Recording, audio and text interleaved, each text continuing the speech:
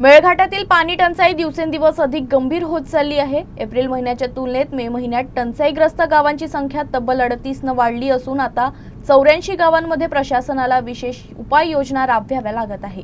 चिखलदरा तालुक्यात तर टँकरद्वारे पाणी पुरवठा सुरू करण्यात आला आहे। चिखलदरा तालुक्यातील 17 गावांमध्ये 13 बोरवेल व 4 खासगी विहिरींचे अधिग्रहण करण्यात आले आहे, तर धारणी तालुक्यातही अनेक गावांमध्ये पर्यायी जलस्रोतांवर अवलंबून राहावं लागतंय।